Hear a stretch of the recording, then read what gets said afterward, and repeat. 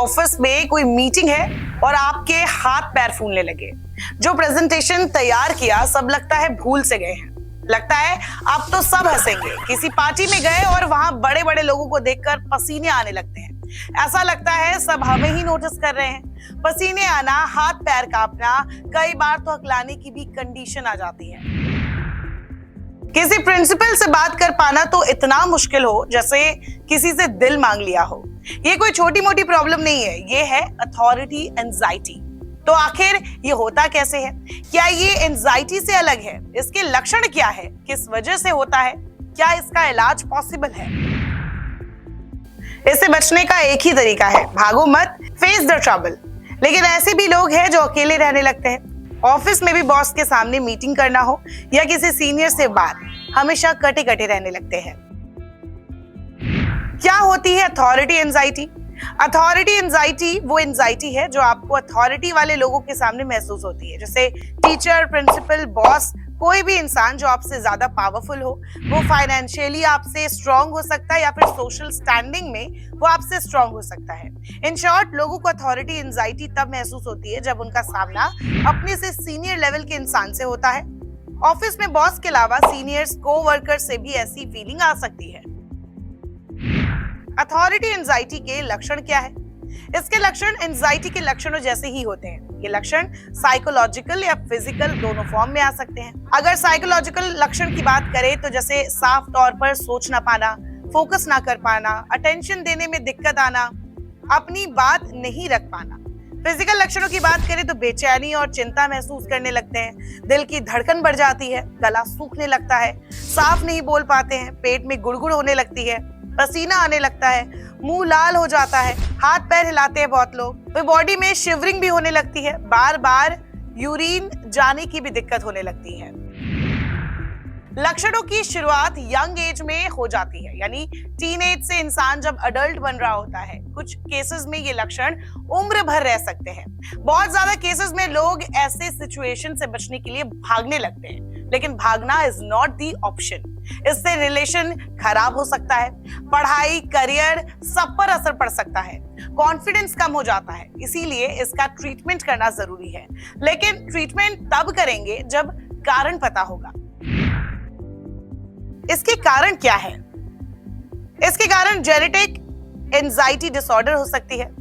Rejection का सामना करने पर कई बार ऐसी फीलिंग आ जाती है। स्कूल में बुली अगर किया गया है तो भी कई बार एंजाइटी के शिकार हो जाते हैं। शर्मिंदगी अगर आपने कभी फेस की है, अपब्रिंगिंग भी इसका एक बहुत बड़ा कारण हो सकता है, जैसे कि माँ बाप ने बचपन में कभी आप पर ज्यादा ध्यान ही ना दिया हो, आप खुद को जज करने लगते हो। एंजाइटी की बात होती है तो हम इसे बहुत हल्के में ले लेते हैं, लेकिन एंजाइटी आपके हेल्थ के लिए बहुत बुरी चीज है। अगर इसे इग्नोर किया तो आप कभी खुश नहीं रह पाएंगे।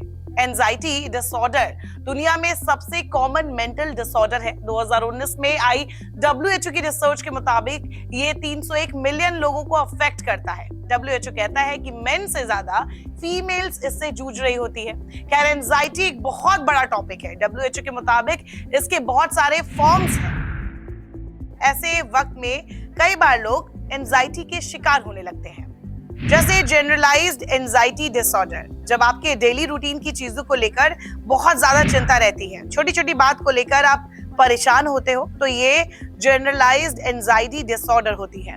उसके बाद आता है पैनिक डिसऑर्डर। इस कंडीशन में आपको पैनिक अटैक्स तक आने लगते हैं। ये ऑल ऑफ सडन हो सकता है। सोशल एंजाइटी डिसऑर्डर की बात करें तो आप सोशल होने से डरते हैं, क्योंकि आप में हमेशा शर्मिंदगी का डर लगा होगा, जैसे कोई आपको जज कर लेगा। एग्रोफोबिया, इस सिचुएशन में आप ट्रैप और हेल्पलेस फील करने लगते हैं। सेपरेशन एंजाइटी डिसऑर्डर, जब आप किसी से इमोशनली कनेक्टेड हो और वो आपसे दूर हो जाए तो इस कंडीशन में आपको एंजाइटी होने लगती है। इसी को कहते हैं separation anxiety disorder. Specific phobias, इसमें एक डर होता है, जैसे कार से हुआ कभी हादसा जिसकी वजह से आपको कार या ट्रैफिक देखती ही एंजाइटी फील होने लगती है।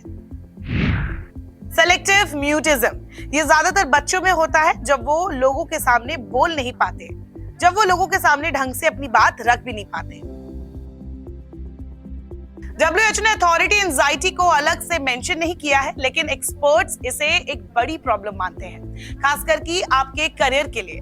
एंजाइटी से निकल पाना बहुत मुश्किल है। WHO के मुताबिक 4 में से सिर्फ 1 पेशेंट को एंजाइटी का ट्रीटमेंट मिल पाता है। कारण काफी है, लोग एंजाइटी को सीरियसली नहीं लेते, ज्यादा जागरूकता भी नहीं है, मजाक उड़ाते हैं। लेकिन ये एक ऐसी कंडीशन है जिसका ट्रीटमेंट काफी हद तक पॉसिबल है, जैसे कि सोशल स्किल्स के जरिए सीखना हो, कॉग्निटिव बिहेवियर अच्छा करना हो, थेरेपी ले सकते हैं। एक्सट्रीम केसेस में दवाइयां भी होती है, हिप्नोथेरेपी भी पॉसिबल है, थेरेपी सेशन ले सकते हैं। बाकी मेंटल पीस के लिए योगा, कम्युनिकेशन और डिस्ट्रैक्शन जरूरी है।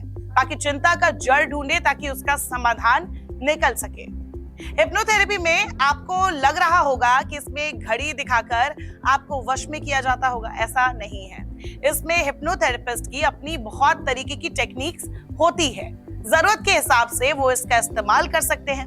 एंजाइटी को एक एपिसोड में समझ पाना बहुत मुश्किल है, लेकिन इस एपिसोड का एक ही मतलब है कि अगर आपको एंजाइटी इश्यूज है तो इसका ट्रीटमेंट पॉसिबल है। ये कोई दिमागी बीमारी नहीं, लेकिन अनदेखा करने पर ये आपको उम्र भर टॉर्चर कर सकता है। नौबत दवाई, स्लीपिंग पिल्स तक आ सकती है।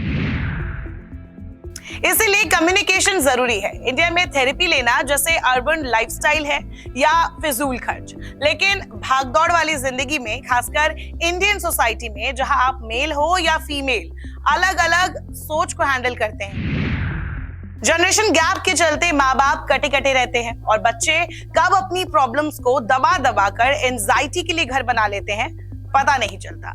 इसीलिए इस पर बात करना जरूरी है और इसका इलाज भी। इस शो का बस एक ही मकसद है, break the taboo and make you aware. इसलिए अगर आपको हमारा ये वीडियो अच्छा लगा हो तो इसे लाइक करें, और अगर आपके मन में कोई भी सवाल है तो हमारी मेल ID n24such@gmail.com पर सेंड करें।